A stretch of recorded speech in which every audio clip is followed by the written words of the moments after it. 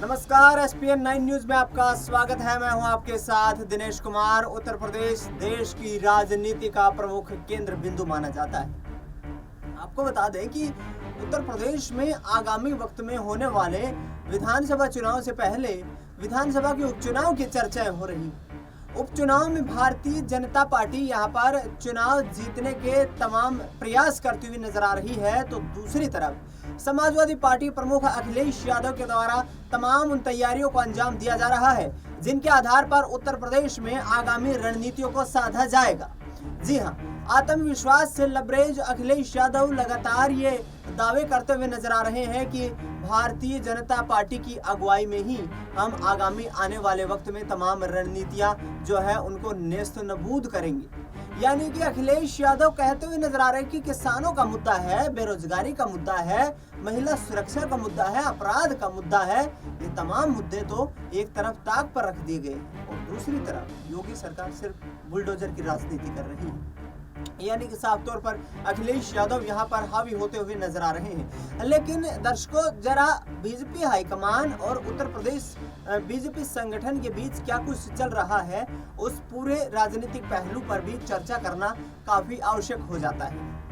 जिस तरीके से उत्तर प्रदेश में हाल ही में जो चुनाव लोकसभा के संपन्न हुए हैं, उन चुनाव में बीजेपी ने हिंदुत्व और राम मंदिर के मुद्दे को प्रमुख मुद्दे के रूप में यहाँ पर उठाने का प्रयास किया। लिहाजा अयोध्या से भी भारतीय जनता पार्टी को हार का सामना करना पड़ा और विपक्ष यहाँ पर जमकर हमलावर होता हुआ नजर आ रहा है। लेकिन इस बीच आपको बता दें कि बीजेपी प्रदेश संगठन में अब आने वाले वक्त में फेरबदल हो सकते हैं। फेरबदल इस तरीके से हो सकते हैं कि आने वाले वक्त में भारतीय जनता पार्टी संगठन अपने पदाधिकारियों के बदलाव करके कुछ नए लोगों को बड़ी जिम्मेदारियां दे सकता है। भूपेंद्र चौधरी भारतीय जनता पार्टी के प्रदेश अध्यक्ष हैं उत्तर प्रदेश में। गृह मंत्री अमित शाह, जेपी नड्डा और प्रधानमंत्री नरेंद्र मोदी से मुलाकात करने के बाद उन्होंने 2 बार अपने इस्तीफे की भी पेशकश कर ली है। लिहाजा जाट वोट बैंक को बीजेपी नहीं चाहती कि नाराज किया जाए, इसलिए भूपेंद्र चौधरी को उनके पद से हटाए जाने पर अभी विचार विमर्श किया जाएगा। लेकिन बड़ा सवाल तो ये खड़ा हो गया है कि आखिरकार क्या वाकई में बीजेपी संगठन इस वक्त कशमकश की स्थिति में है? क्या 43 सीटों पर इंडिया अलायंस ने जो जीत दर्ज की, वो यहाँ पर कहीं ना कहीं आगामी वक्त में मुश्किलें खड़ी करती हुई विधानसभा चुनाव में भी नजर आएगी। आपको बता दें कि पूर्वांचल की राजनीति को साधने के लिए राजा भैया और पल्लवी पटेल को भी एक साथ एक मंच पर लेने की कोशिशें अखिलेश यादव के द्वारा की जा रही हैं। लोकसभा चुनाव के दौरान जिस तरीके से अखिलेश यादव ने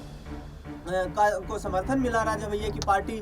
जिस तरीके से जनता दल जो लोकतांत्रिक उनका जो दल है, राजनीतिक दल है जिससे वो चुनाव लड़ते हैं, उनके तमाम समर्थकों ने यहाँ पर अखिलेश यादव की समाजवादी पार्टी का समर्थन किया। अखिलेश यादव को समर्थन देने के लिए राजा भैया ने लोकसभा चुनाव में अपने कार्यकर्ताओं को खुला लाइसेंस दिया था और उन्हें स्वतंत्रता के साथ चुनावी मैदान में उतरने की यहाँ पर तमाम जिम्मेदारियां देते हुए नजर आए थे। लेकिन बड़ा सवाल तो यही खड़ा होता है कि आखिरकार क्या बीजेपी अब पूर्वांचल की राजनीति से लेकर पश्चिमी उत्तर प्रदेश तक घिरती हुई नजर आएगी? क्योंकि यहाँ पर राजा भैया अखिलेश यादव के साथ जिस तरीके से फिलहाल जो रणनीतियां बनाते हुए नजर आ रहे हैं, वो आगामी वक्त के लिए बीजेपी के लिए यहाँ पर मुश्किलें खड़ी करती हुई नजर आ सकती है। दूसरी तरफ देखा जाए, भारतीय जनता पार्टी एक ऐसा राजनीतिक दल जिसने 2014 से लेकर 2024 के आते आते 10 सालों में 2 ऐसे चुनाव लड़े जहां पर प्रचंड जीत हासिल हुई। 2014 के लोकसभा चुनाव में 62 सीटें जीती, 2019 आते आते ये आंकड़ा बढ़कर 71 हो जाता है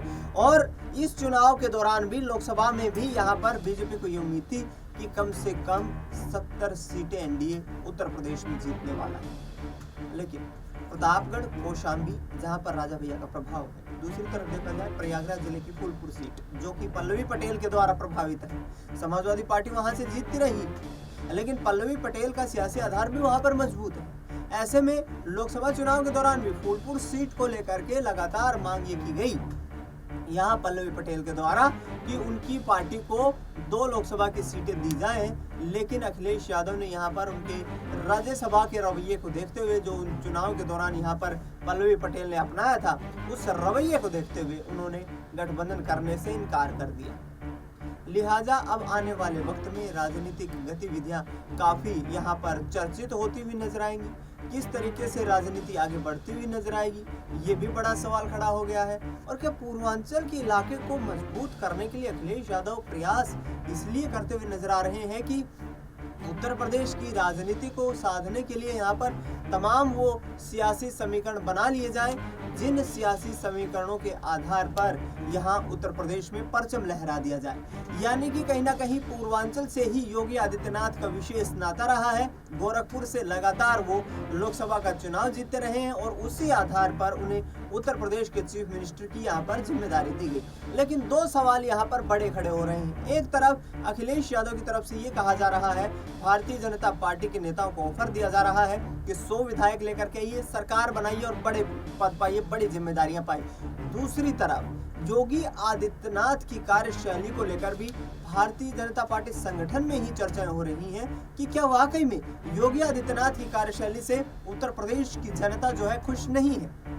लिहाजा सवाल इसलिए भी बड़ा हो जाता है कि जिस तरीके से उत्तर प्रदेश में लोकसभा चुनाव के दौरान यहाँ पर जो 80 सीटें आती हैं, उन 80 सीटों पर सीट बंटवारे के वक्त पर या टिकट वितरण के वक्त पर यहाँ योगी आदित्यनाथ के खेमे की तरफ से आरोप लगाया जा रहा है कि हमारी अनदेखी की गई है और इसी आधार पर हम उत्तर प्रदेश में यहाँ पर बेहतरीन प्रदर्शन करने में नाकाम रहे हैं। लिहाजा उत्तर प्रदेश की राजनीति को साधने के लिए भारतीय जनता पार्टी संगठन अब पुरजोर कोशिशें कर रहा है और योगी आदित्यनाथ के खिलाफ भी जिस तरीके से संजय निषाद ने जो बयान दिया, ब्रिजभूषण शरण सिंह ने पिछले कुछ वक्त पहले ये बयान दिया था कि योगी आदित्यनाथ की कार्यशैली से वह प्रभावित नहीं है, यानी कि कहीं ना कहीं आगे आने वाले वक्त में बाबा जी की मुश्किलें यहाँ से बढ़ती हुई नजर आ सकती हैं और बीजेपी हाईकमान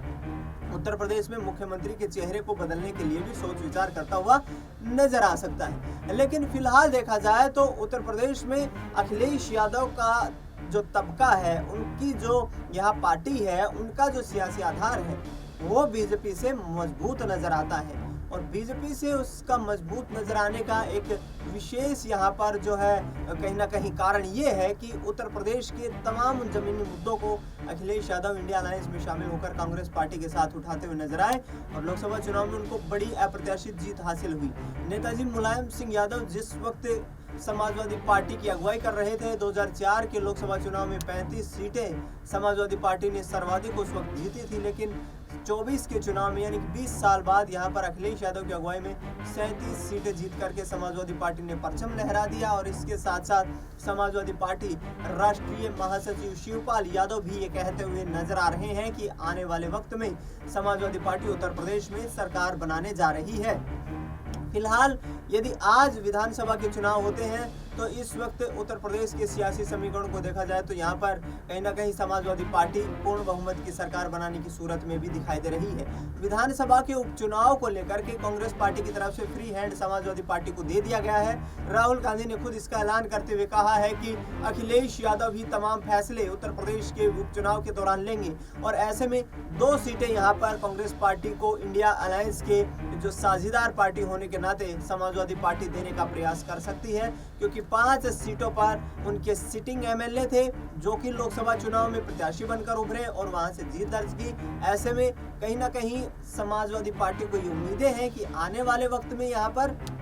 जो है राजा भैया पल्लवी पटेल जैसे नेताओं का साथ मिल जाता है, दूसरी तरफ चंद्रशेखर आजाद जैसे जो चेहरे हैं वो भी उभरते नजर आ रहे हैं। तो कहीं ना कहीं जातीय समीकरण को देखते हुए भी यहाँ पर जो और अधिक सीटों में इजाफा किया जा सकता है और ऐसे में अब ये देखना होगा कि क्या वाकई उत्तर प्रदेश की राजनीति में कोई बड़ा सियासी परिवर्तन आता हुआ नजर आएगा, क्योंकि अखिलेश यादव साफ तौर पर ये दावा करते हुए नजर आ रहे हैं कि आने वाले वक्त में उत्तर प्रदेश में सरकार कार्यकाल पूरा करने से पहले ही गिरने वाली है। अखिलेश यादव की इन दावों के अंदर कितना दम नजर आएगा ये तो आने वाला वक्त ही बताएगा, लेकिन फिलहाल जो परिस्थितियां हैं वो यहाँ पर विपरीत होती नजर आ रही हैं और ऐसे में भारतीय जनता पार्टी किस तरीके से अपने संगठन और पार्टी को मजबूत करती है, किस तरीके से उत्तर प्रदेश की जनता के बीच एक बार फिर से अपना विश्वास पैदा कर पाती है, क्योंकि यदि छोटे क्षेत्रीय दलों का सहयोग अखिलेश यादव को मिला तो वो आने वाले वक्त में बीजेपी के लिए नुकसानदायक हो सकता है।